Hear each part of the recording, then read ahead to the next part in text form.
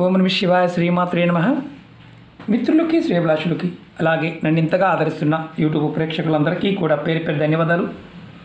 మిత్రులారా, మీ అందరికీ పరాదేవత ఎల్లవెల్లలా మీతో ఉండి మీ మనోవాంఛ నెరవేర్చాలని మనస్ఫూర్తిగా కోరుకుంటున్నాను. మనం ఈరోజు ఒక అత్యంత శక్తివంతమైన సిద్ధి ఉపాయం తెలుసుకుందాం. ఈ ఉపాయాన్ని కార్తీక పౌర్ణమి రోజు చేయాలి. ఎలా చేయాలి, ఏ విధంగా చేయాలి నేను చెప్తాను. ఆ విధంగా ప్రయత్నించేయండి. మనకిప్పుడు కార్తీక పౌర్ణమి ఏ రోజు అని అనుమానం ఉంటుంది. కారణం ఏంటంటే ఇప్పుడు పర్వదినాలన్నీ కూడా రెండు రోజులు వస్తూ ఉన్నాయి. ఈసారి నవంబర్ 18 గురువారం మధ్యాహ్నం 12 గంటల నుండి 19వ తారీఖు శుక్రవారం 2:30 వరకు ఈ కార్తీక పౌర్ణమి ఉంటుంది. మీరు ఈ సమయాన్ని మీరు సరిగా వినియోగించుకోగలిగితే, ఒక్క దీపాన్ని వెలిగించినట్లయితే మీకు నిరంతరం లక్ష్మీనారాయణ యొక్క కృపా కటాక్షంతో డబ్బుకు లోటు లేకుండా డబ్బు వస్తుంది. మేము అన్ని రోజులు చేయలేమండి అనేవారు ఈ సమయాన్ని వినియోగించుకోండి. పౌర్ణమి, అమావాస్య, కొన్ని ప్రత్యేకంగా అంటే తిథుల్లో సమయంలో విశేషమైన శక్తి ఉంటుంది. మనం సంవత్సరం మొత్తం చేసినా చేయకపోయినా ఆ సమయాన్ని వినియోగించుకున్నట్లయితే ఖచ్చితంగా డబ్బుకు సంబంధించి ఇబ్బందులు తొలగి డబ్బు వస్తూనే ఉంటుంది. డబ్బుకు లోటు ఉండదు.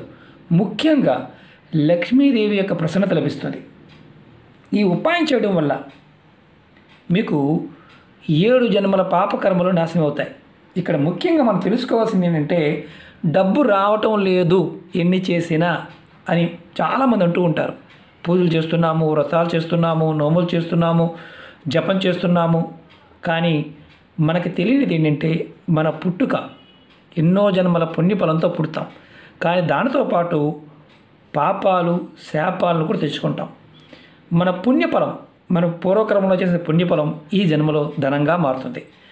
ఆ ధనం వచ్చేది కూడా ఆగిపోతుంది అంటే శాపాల వల్ల, పాపాల వల్ల జరుగుతూ ఉంటాయి.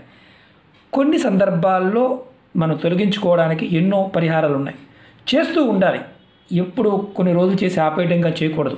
చేస్తూ ఉంటే ఖచ్చితంగా డబ్బు వస్తుంది. 7 జన్మల పాపకర్మలు ఈ ఒక్కరోజు, ఈ ఒక్క దీపంతో తొలగిపోతాయి.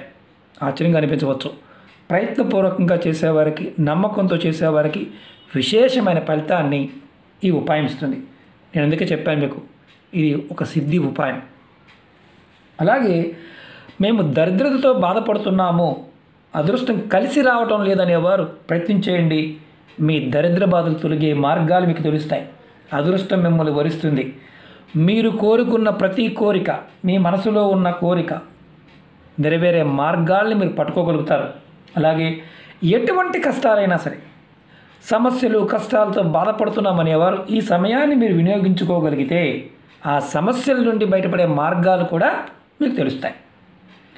ముఖ్యంగా వ్యవసాయం చేసేవారు, వ్యాపారం చేసేవారు, వృత్తిపరంగా చిన్న వ్యాపారం కానీ, పెద్ద వ్యాపారం కానీ, చేతి పనులు కానీ, ఎవరైతే ధనానికి సంబంధించిన సమస్యలతో బాధపడుతూ ఉన్నారో ఆ సమస్యల నుంచి బయటపడే మార్గాలు మీకు అద్భుతంగా తెలుస్తాయి.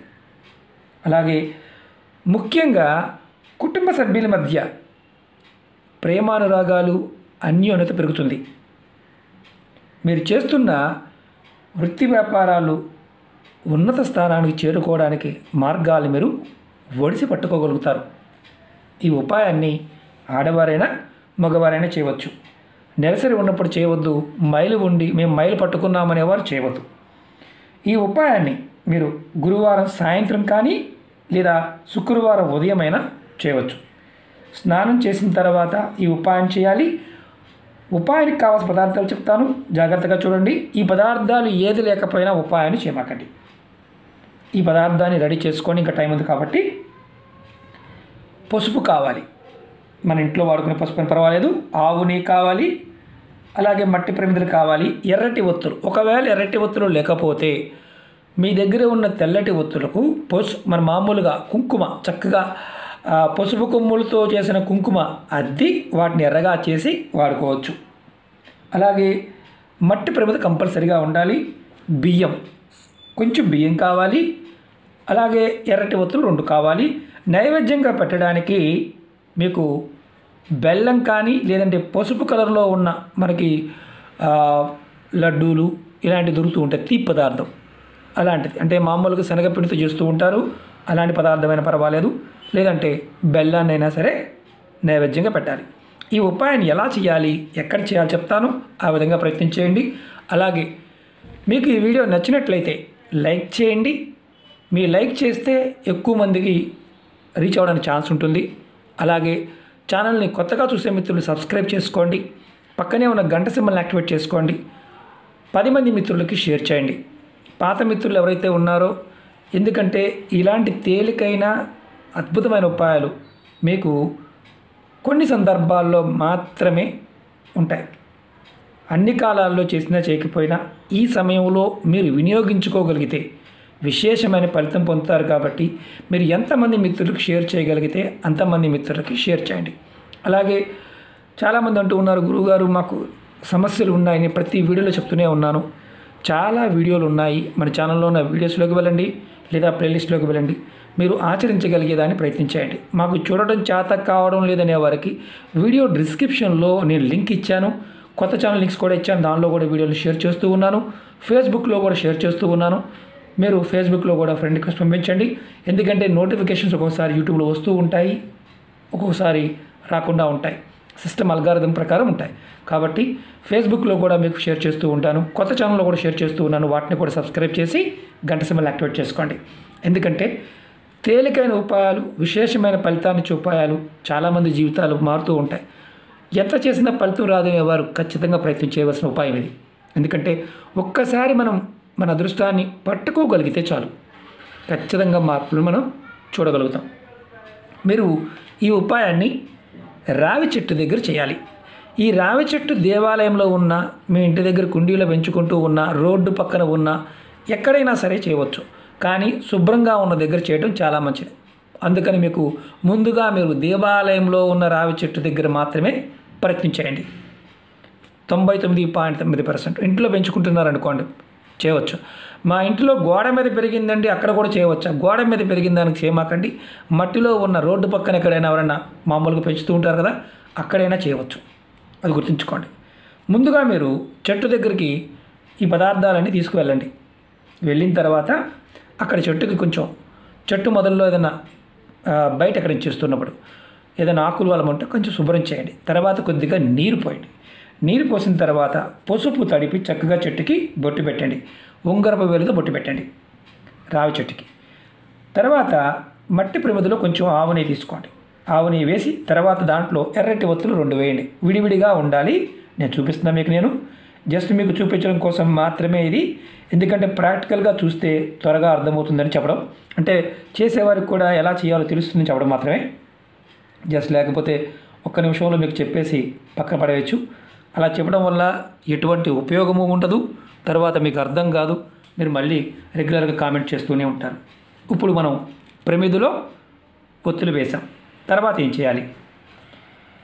ఇప్పుడు ఒత్తులు వేసిన తర్వాత ఈ ప్రమిదికి పసుపుతో బొట్టు పెట్టండి. ఇలా తడపాల్సిన అవసరం లేదు. ఇప్పుడు ఈ ప్రమిది లోపల మీరు 3 బియ్యపు గింజలు వేయండి. 1, 2, 3 చాలు.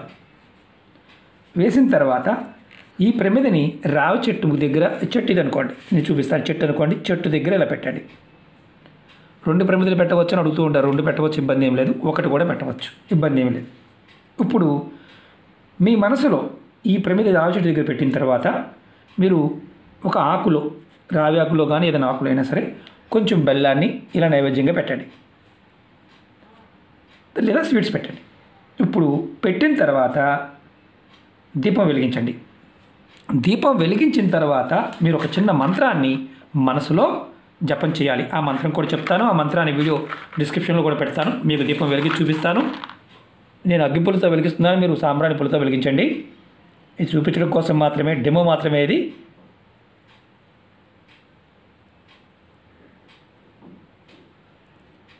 రైట్, ఇప్పుడు మనం వెలిగించాం, నైవేద్యం పెట్టాం.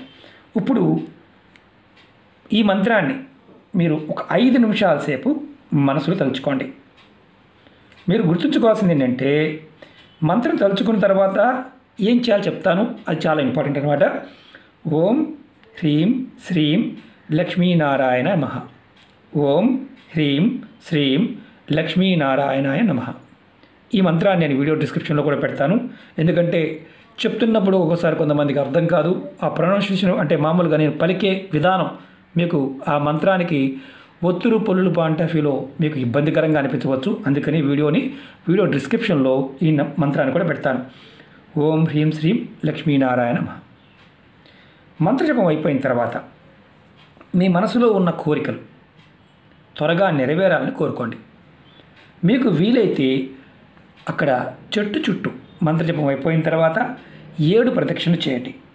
7 ప్రదక్షిణలు చేసిన తర్వాత మీరు మళ్ళీ ఒక్కసారి లక్ష్మీనారాయణులకి మీ మనసులో ఉన్న కోరిక ధనం రావాలని, వృత్తి వ్యాపారాలు బాగుండాలని, వ్యవసాయం బాగుండాలని, డబ్బుకి ఎప్పుడూ లోటు లేకుండా నిరంతరం వస్తూ ఉండాలని కోరుకోవాలి. తర్వాత మీరు ఆ చెట్టు దగ్గర పెట్టిన బెల్లాన్ని ప్రసాదాన్ని తీసుకొని కొద్దిగా కళ్ళకద్దుకొని నోట్లో వేసుకోండి. మిగతాది అక్కడే వదిలేయండి. చీమలకి పక్షులు తింటాయి, ఇబ్బంది లేదు. ఇప్పుడు ముఖ్యమైనది ఏంటంటే ఈ ఉపాయాన్ని మీరు గురువారం నాడు సాయంత్రం 6 లోపు, శుక్రవారం ఉదయం 6 నుంచి మధ్యాహ్నం 12 గంటల లోపు చేస్తే చాలా మంచిది. అంటే సమయం శుక్రవారం 2:30 వరకు 3 గంటల వరకు ఉంటుంది. అంటే మనకి ఉండే ప్రదేశాన్ని బట్టి ఒక హాఫ్ అన్ అవర్ అటు ఇటుగా ఉంటుంది. విదేశాల్లో ఉన్నవారు మీకు అవకాశం ఉంటే, చాలామంది మాకు ఈ సమయం అంటారు. మీ క్యాలెండర్లో మీకున్న సమయాన్ని ఒకసారి చెక్ చేసుకోండి. ఎందుకంటే ఒక్కొక్క ప్రదేశంలో మన తెలుగు రాష్ట్రాల్లోనే ఒక 3 నిమిషాలు 4 నిమిషాలు తేడా కూడా ఉంటుంది. దాన్ని బట్టి మనం దీపారాధన చేసుకోవచ్చు. మీకు కష్టాలు, ఇబ్బందులు, సమస్యలు దరిదాపుల్లో లేకుండా ఉండడానికి ఈ దీపారాధన. నెక్స్ట్ వీడియోలో కూడా మీకు నేను పౌర్ణమి గురించి మరిన్ని తేలికైన ఉపాయాలు చెప్పడానికి ప్రయత్నం చేస్తాను. అలాగే మీకు ఈ వీడియో నచ్చినట్లయితే లైక్ చేసి ఛానల్ సబ్స్క్రైబ్ చేసుకోండి. పక్కనే ఉన్న గంట సింబల్ని యాక్టివేట్ చేసుకొని 10 మంది మిత్రులకి షేర్ చేయండి. ఇంకొక చిన్న విన్నపం ఏంటంటే, ఈ ప్రమిదలు పెట్టాం కదా గురువు గారు, వాటిని తెచ్చుకోవచ్చా? తర్వాత తెచ్చుకోవచ్చు, ఇబ్బంది ఏమీ లేదు. చాలామంది అడుగుతూ ఉంటారు. అక్కడ వదిలేసేవచ్చు, తెచ్చుకోవచ్చు. చాలా శక్తివంతమైన సిద్ధి ఉపాయం ఇది. మీకు సంవత్సరం మొత్తం చేసినా చేయకపోయినా ఈ సమయంలో చేయటం వల్ల ఫలితాన్ని తప్పకుండా పొందుతారు. ఓకే మిత్రులారా, మీ అందరికీ కూడా మరొకసారి కార్తీక పౌర్ణమి శుభాకాంక్షలు. అమ్మవారి యొక్క అనుగ్రహంతో, లక్ష్మీనారాయణ యొక్క అనుగ్రహంతో మీ మనసులో ఉన్న కోరికలన్నీ నెరవేరాలని మనసారా కోరుకుంటున్నాను. ఓం నమః శివాయ. శ్రీమాత్రే నమః.